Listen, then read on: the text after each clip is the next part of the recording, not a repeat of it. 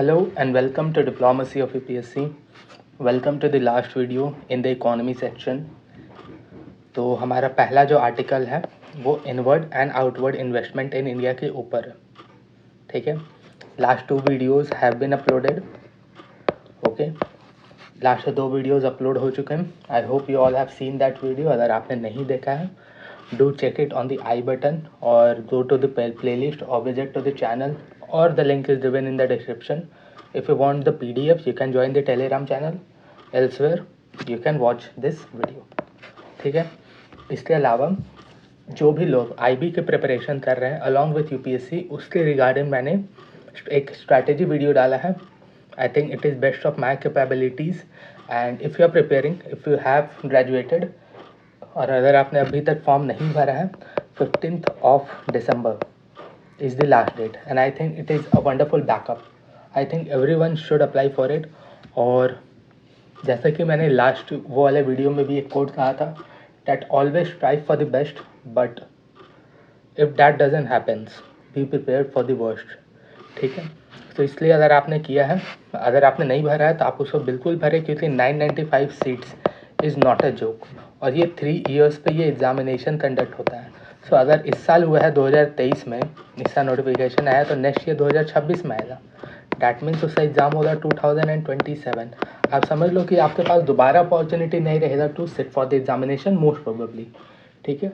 सो जो भी है, इफ़ यू फील कि आपको करना चाहिए, I think definitely you can go for it. और UPSC के साथ उसको कैसे मैनेज करें, उससे रिगार्डिंग मैंने उस वीडियो में बात की है. तो चलिए इस टॉपिक को शुरू करते हैं. Inward and outward investment in India. So my first question is, what do you get by the word association inward and outward investment? Investment means निवेश करना. ठीक है. सो जो भी भारत में जो निवेश आ रहा है एज वेल एज भारत से जो निवेश जा रहा है, उसके बारे में यहाँ पे बात हो रही है. इनवर्ड इन्वेस्टमेंट मतलब भारत में आ रहा है, आउटवर्ड इन्वेस्टमेंट मतलब भारत से जा रहा है. ठीक है. So the RBI recently shared annual census on the foreign liabilities and assets. ठीक है. सो ये जो आपका एनुअल सेंसस है, it covers the cross border liabilities and the assets of entities. ठीक है. और वो एंटिटीज़ कुछ भी हो सकती है, such that companies, limited liability partnership. ठीक है. Alternative investment funds, partnership firms with outward and inward direct investment. ठीक है. Out of the 38,689 entities, number you do not have to remember, which responded to the last census round, 33,850 reported foreign direct investment and outward direct investment in their balance sheet of 2023. So यहाँ पे 2 term आया. One is your foreign direct investment. I think everyone must have listened to this term once or the other times. But ये outward direct investment क्या है? ठीक है. अभी हम दोनों को देखेंगे. फॉरेन डायरेक्ट इन्वेस्टमेंट का मतलब है, foreign direct investment it is a cross border investment, जिसमें कि एक इन्वेस्टर जो है वो रेसिडेंट होता है किसी और कंट्री का, बट उसका एक एंटरप्राइज जो होता है उसमें वो इंटरेस्ट दिखाता है, उसमें वो इन्वेस्ट करता है, और वो जो एंटरप्राइज होता है वो किसी और कंट्री में बेस्ड होता है. Just imagine it by an example. ठीक है. मान लो एक हमारा स्पेशल कैरेक्टर है रमेश, जो कि हम हमेशा यूज़ करते हैं. ठीक है. He is residing in India, but America का कोई कंपनी है सच दैट XYZ, उसका बैलेंस शीट काफ़ी अच्छा है, and Ramesh wants to invest in that company. ठीक है. रमेश ने अपना रुपया वो अमेरिकन स्टॉक मार्केट में, ये जो कंपनी है XYZ, उसमें इन्वेस्ट किया. That is foreign direct investment because Ramesh is the citizen of India and XYZ company is registered in the United States. Vice versa भी कोई अदर इंडिविजुअल है America का सच दैट एंड्रयू, वो ABC company जो India में registered है वहाँ पर इन्वेस्ट करता है. That also accounts for the FDI. Topic clear है क्या होता है FDI? तो चलिए यहाँ पर हम डिफिनेशन से देखते हैं. FDI is the category of the cross-border investment in which an investor resident in one country establishes a lasting interest in the enterprise of the other country. जो मैंने अभी आपको बताया उसी का इंग्लिश डेफिनेशन है. With FDI, foreign companies are directly involved in day-to-day operations with other country. This means they aren't just bringing money, but साथ साथ वो जब इन्वेस्टर बन रहे हैं, that means उनके पास इक्विटी आ रहा है।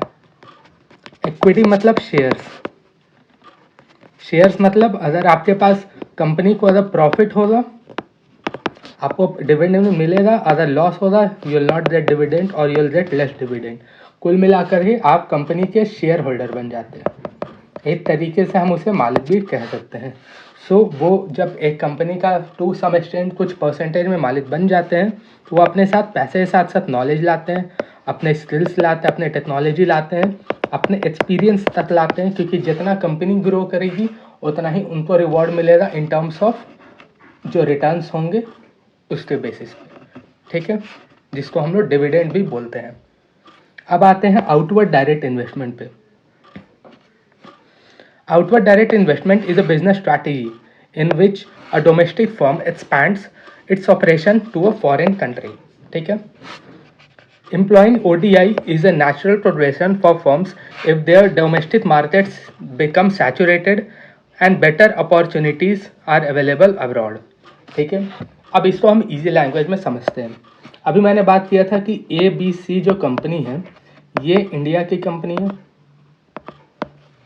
ठीक है, बट अगर इंडिया की कंपनी जो इंडिया में ही रेसिडेंट है, इंडिया में ही रजिस्टर्ड है, अगर वो अपना ब्रांच ओपन करती है सच दैट यूनाइटेड किंगडम में, उससे साथ साथ USA में, क्यों करती है?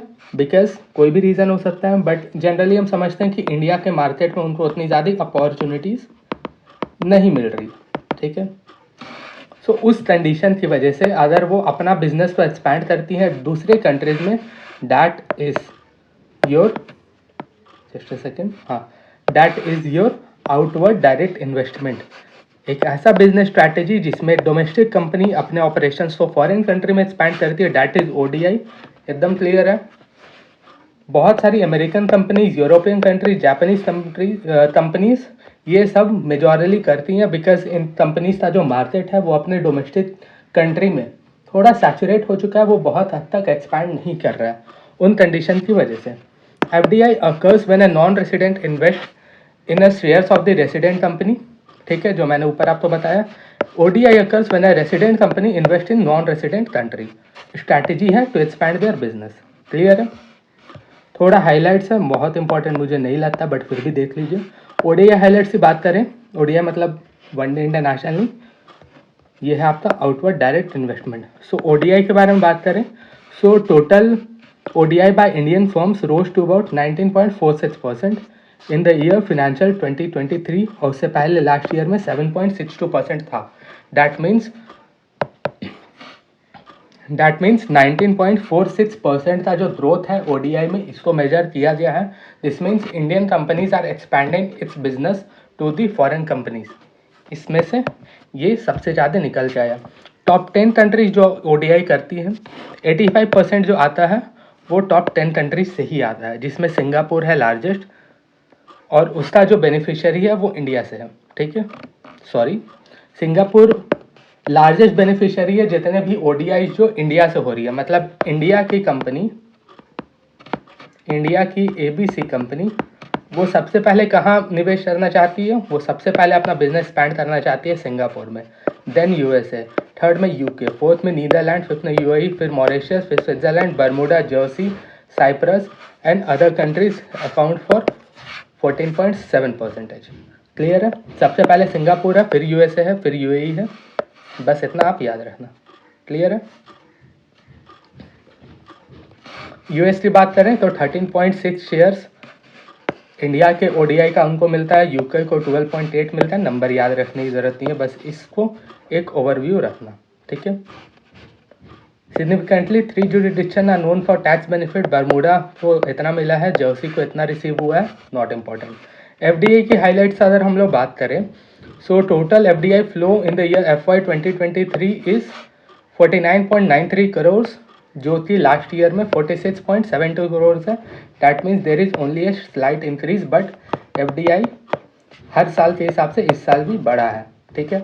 यूएस जो था लार्जेस्ट सोर्स था, मॉरिशियस जो था second largest, then followed by UK, Singapore and top 10 countries जो है वही 90% of FDI flow into India इसको कंट्रोल करती है। कोई डाउट है इसमें? चलिए, अदर मेजर एफडीआई कंट्रीब्यूटर्स में सिंगापुर, नीदरलैंड, जापान भी आता है। आप बस ये लिस्ट याद रखें, USA, Mauritius, UK, Singapore, Netherlands and Japan. ठीक है, इस लिस्ट को एक बार आप याद रखें। चलिए आगे बढ़ते हैं। ये डेटा दिया हुआ है, दिस टू, ये 2 पॉइंट्स है, data is not important. Out of this 47.7 lakh 5, ये 90% जो है वो इक्विटी में है। दैट मीन्स आप यहाँ पर देखो 49.93 एफडीआई, 49.93 लाख करोड़ से एफडीआई इन्वेस्टमेंट आया है इंडिया में, जिसमें से 47.75 अराउंड मोर देन 95% ही है। तो 90 से ज़्यादा परसेंटेज जो है वो इक्विटी में है, बाकी जो रेस्ट थोड़ा सा अमाउंट है वो डेट में आया है। मैन्युफैक्चर, आई थिंक आपको पता होगा इक्विटी और डेट में क्या अंतर होता है। डेट में आप लोन देते हो, डेट मीन्स अगर कंपनी का प्रॉफिट हो, फिर भी आपको प्रॉफिट हो या ना हो, आपको एक सर्टेन परसेंटेज का रिटर्न्स मिलेगा। और इक्विटी में क्या होता है, अगर कंपनी ग्रो करेगी तो आपको प्रॉफिट में शेयर मिलेगा, और अगर नहीं ग्रो करेगी तो आप लॉस में जाओगे। ठीक है। मैन्युफैक्चरिंग सेक्टर जो है इंडिया में, उसको largest share of the FDI equity मिला। सर्विसेज की बात करें तो information and communication, finance and insurance, ये लार्जेस्ट एफडीआई रिसिप्टेंट सेक्टर्स हैं। So this was all about this outward and inward investment in India, FDI and ODI. Next topic is minor irrigation schemes. So 3 bodies हैं, ministry of जल शक्ति, department of water resources and river development Ganga regeneration. In 3 bodies ने मिल करके ये census conduct किया है, known as minor irrigation census. ये 6 in line है, इससे पहले 5 हो चुके हैं, 86, 87 में, 94, 93 में, 2000, 2001, 3, 6 and 7 and 13 and 14। These are the 5 census, और ये जो है 2023 and 2024, this will be your 6th one. ठीक है, 6 इरिगेशन सेंसस है, उसका रेफरेंस ईयर क्या लिया गया है, 2017-18। जो मैं बता रहा हूँ आपको सिर्फ और सिर्फ इतना ही याद करना है, बाकी अगर आप एक्स्ट्रा पढ़ना चाहते हो तो मैंने पूरा हाईलाइट कर दिया है, but I do not think कि ये इतना ज़्यादा इंपॉर्टेंट है। सो ये 6 इरिगेशन माइनर इरिगेशन सेंसस में जो बेस ईयर है रेफरेंस के लिए वो 2017-18 लिया गया है, एंड 32 स्टेट्स यूनियन टेरिटरीज ने इस सर्वे को कंडक्ट किया गया है। ये वर्क पहले ही हो जाता, but it got delayed due to covid pandemic. ये सेंट्रली स्पॉन्सर्ड है, that means 100% funding would come from, 100% funding कहाँ से आएगा, सेंटर से आएगा। ठीक है। अब ये GW स्कीम्स हैं, GW का मतलब है ग्राउंड वाटर स्कीम्स, SW का मतलब है सरफेस वाटर स्कीम्स। स्टैंडर्ड में कौन कौन से आते हैं आप इसको देख लेना। State wise distribution, I think this is important. Uttar Pradesh जो है वो लार्जेस्ट MI स्कीम को लेता है, MI means minor irrigation schemes. उसके बाद महाराष्ट्र है, मध्य प्रदेश, तमिलनाडु। ठीक है। ग्राउंड वाटर स्कीम से बात करें उसमें भी Uttar Pradesh is the top, Maharashtra, Madhya Pradesh, Tamil Nadu, Telangana. Surface water में महाराष्ट्र टॉप कर रहा है, then we have Karnataka, Telangana, Orissa, Jharkhand. Maharashtra जो है वो लीडिंग स्टेट है, डदवेल के जो स्कीम्स निकाला जाता है उसमें, सरफेस फ्लो में एंड सरफेस लिफ्ट स्कीम्स में। ठीक है। And the category of the shallow tubes, medium tube wells and the deep tube wells, UP, Karnataka and Punjab are the largest leading states in these categories. उसके बाद कुछ miscellaneous details हैं, if you want you can see, हम इसमें नहीं जाएंगे। Next topic जो है हमारा वो है सोशल बॉन्ड। ठीक है। सो नाबार्ड जो है, नाबार्ड के बारे में आप जानते होंगे, ये एक गवर्नमेंट का एक बॉडी है। सो इन्होंने पहला rupee denominated AAA rating social bond scheme इसको रिलीज़ किया है। ठीक है। सोशल बॉन्ड्स क्या होते हैं इसके बारे में भी अभी हम पढ़ेंगे। ये बॉन्ड तो इशू किया जाता है to the eligible institutional investors and was listed in the BSE, that is Bombay stock exchange. इसका फेस वैल्यू है 1 लाख, और ये 5 साल के लिए, 10 ईयर के लिए ये बॉन्ड को लिया जा रहा है। ठीक है। अब आते हैं सोशल बॉन्ड के ऊपर। Social bond is the kind of bond, ठीक है, ये सोशल इम्पैक्ट बॉन्ड है, ठीक है। इसमें जो बॉन्ड इशुअर है यहाँ पर के कंडीशन में नाबार्ड है। So NABARD is gathering this fund in the project that has some social benefits implications, ठीक है। सो ऐसे कोई भी स्कीम जिसके लिए पैसा जनरेट किया जा रहा है वो सोशल बॉन्ड के रूप में तब वो स्थापित हो सकती है जब उसका कोई ना कोई सोशली बेनिफिट इम्प्लीकेशंस हो, और अगर वो सोशली बेनिफिट इम्प्लीकेशन नहीं होता है दैट मीन्स वो सोशल बॉन्ड इशू नहीं कर सकती है, वो नॉर्मल बॉन्ड कॉरपोरेट बॉन्ड के श्रेणी में आएगा। अब 3 क्राइटेरिया के बारे में बात करें तो उस बॉन्ड से जो पैसा होगा उस पैसे का कंट्रीब्यूशन से जो भी मतलब उस पैसे का यूज़ वैसे चीज़ों में किया जाएगा जो कंट्रीब्यूट करता है इन्वायरमेंट को, ताकि वो क्लाइमेट चेंज से लड़ सके, कंजर्वेशन हो नेचुरल रिसोर्सेज का, कुल मिला करके जो इन्वायरमेंट फ्रेंडली काम हो उसके लिए सोशल बॉन्ड्स को यूज़ किया जाता है। क्लियर है? In other words, bondholder gets a loan from the bond issuer. So Pimpri Chindwara Municipal Corporation, that is PCMC and UNDP, ये दोनों ने मिल करके इंडिया का फर्स्ट सोशल बॉन्ड स्कीम को लाया है। सो सस्टेनेबिलिटी बॉन्ड फ्रेमवर्क, इसके बारे में बात करें सो नाबार्ड ने इसको अनाउंस किया है और इससे वो फाइनेंस करना चाह रहा है या फिर रीफाइनेंस करना चाह रहा है एग्जिस्टिंग और the new eligible green and social projects. 3 criteria का मैंने अभी बात किया सेम है, डैट इज इन्वायरमेंट को मिटिगेट करना है, क्लाइमेट चेंज से एफर्ट से कंजर्वेशन करना है, नेचुरल रिसोर्सेज का, बायोडाइवर्सिटी का, prevention and control the pollution of the same, ठीक है। Projects that promise energy efficient include green buildings, energy storage, smart grids would be eligible to get funding from this bond. Clear है? अब आते हैं next topic पे, that is our OIML certificate issuing authority. India जो है ये authority बन गया है, डैट मीन्स अब वो OIML सर्टिफिकेट को इशू कर सकता है।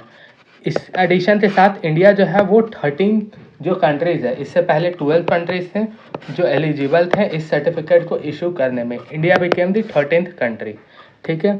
After this the legal metrological division and the department of consumer affairs, उनके पास ये अथॉरिटी आ जाता है कि वो OIML सर्टिफिकेट्स को इशू कर सके, ठीक है। 12 अदर कंट्रीज का बात करें तो उसमें ऑस्ट्रेलिया है, स्विट्जरलैंड है, चाइना, चेक Republic, Germany, Denmark, France, UK, Japan, Netherland, Sweden, Slovakia. Yes getting me right? ना तो इसमें आपका रशिया है, ना USA है, ना जापान आई थिंक है, नहीं जापान भी नहीं है। तो ये 3 मेजर कंट्रीज, नहीं जापान है, तो USA रशिया कोई नहीं है और ये जो OIML सर्टिफिकेट्स इशू करते हैं। बट यहाँ पर ऑस्ट्रेलिया भी है, चाइना भी है, जर्मनी है, UK है, डेनमार्क है। So these are the countries. India is the 13th countries to get into the list. Legal metrology का बात करें so metrology is the science of measurement, ठीक है। Legal metrology is the application of legal requirements, measurement and measuring instrument. Objective क्या है इस legal metrology का? जिससे कि पब्लिक गारंटी को इंश्योर किया जा सके in the point of view of security accuracy of the weights and measurements, ठीक है। सो जो भी वेट्स एंड मेजरमेंट्स का एक्यूरेसी है उसके पॉइंट में सिक्योरिटी प्रोवाइड करना is the legal metrology. OIML certification system, OIML CS is the system of issuing, registering and using OIML certificates in the test and reports for the instruments such as digital balance and clinical thermometers. और ये एक ऐसा certificate है जिसको world wide use किया जाता है, इसको एक्सेप्ट किया जाता है। That means once you get the OIML certification that means you are eligible world wide और आप अपने बिजनेसेस को एक्सपैंड कर सकते हो। बेनिफिट्स में India is the member of the OIML since 1956. The country has the authority of issuing internationally accepted OIML certificates for selling weights and measures anywhere in the world, ठीक है। सो अब India जो है वो श्रेणी में आ गया है जिसके पास OIML सर्टिफिकेट को जनरेट करने का, इशू करने का अथॉरिटी है। सो वेट्स एंड मेजर्स को सेल करने में अब कोई भी इशू नहीं आएगा। ऐसे पहले आपको इन 12 कंट्रीज से जा कर के सर्टिफिकेट लेना था, अब इंडिया अपने लोगों को तो दे ही सकता है, इसके अलावा दूसरे कंट्रीज से लोगों को भी प्रोवाइड करेगा। ये कहाँ से मिलेगा? Department of consumer affairs and the legal metrology division, ठीक है। Since only 13 countries are authorized and neighboring countries and manufacturer can come to India to get their certification done, सही बात है। So it will be a revenue earner in terms of foreign exchange और उसके साथ साथ ये employment generation में भी काम करेगा। डोमेस्टिक कंपनीज ये भी इसमें एक्सपैंड कर सकेंगी as well as foreign exchange तो आएगा ही जब दूसरे देशों की कंपनी यहाँ पर आएगी। OIML का बात करें, so it is a inter governmental organisation created in the year 1955 और द aim is to promote the global harmonization of the legal metrology procedures that facilitate international trade. Such harmonization ensures the certification of measuring devices, जिससे कि compatible हो सके जो भी measures हैं, जो भी weights and measures हैं in one and the other countries. इसकी वजह से जो efficiency है businesses हैं वो अच्छे से smoothly flow कर सके. That is the ultimate aim of this OIML, that is international organisation of legal metrology. Clear है टॉपिक? कोई डाउट होगा you can ask me in the comment section.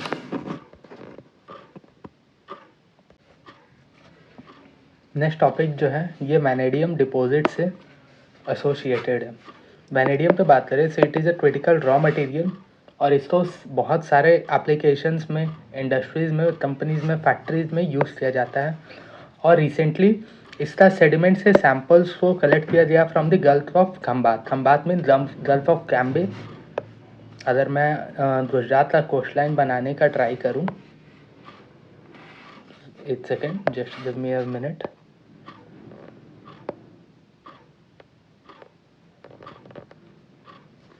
ये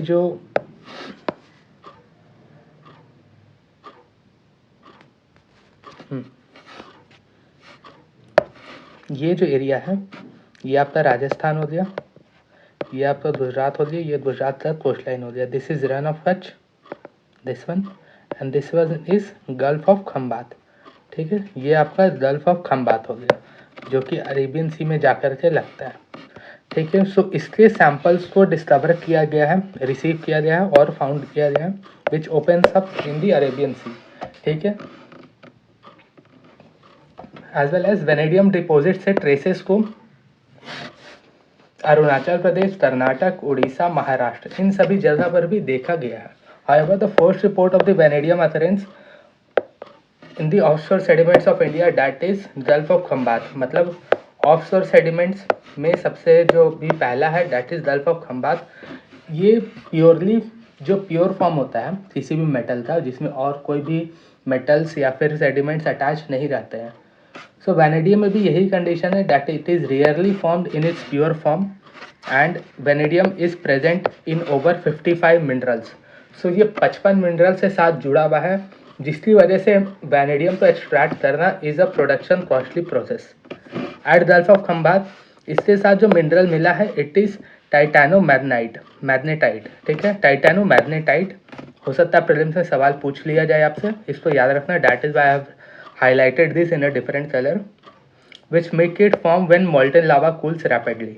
ठीक है, सो उस समय ये बनता है जब molten lava जो अर्थ से बाहर निकलता है और उसके बाद जब वो कूल होता है उस समय जो फॉर्मेशन होता है एलॉय का, जिसमें टाइटेनोमैग्नेटाइट भी होती है एज वेल एज वेनेडियम भी होती है, उस समय ये मिलता है। वेनेडियम की बात करें so it is a critical raw material, strategic sectors में इसका यूज़ होता है in the defence and the aerospace industries. Vanadium containing alloys of titanium and aluminium, इसको जेट इंजन्स में यूज़ किया जा सकता है एज वेल एज जो हाई स्पीड एयर फ्रेम्स होते हैं उसमें भी यूज़ किया जाता है।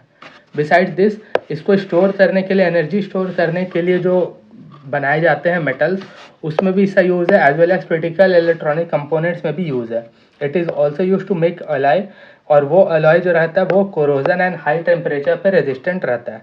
It is also use to make vanadium redox flow battery, और मतलब ये सारे चीज़ में इसका एप्लीकेशंस है।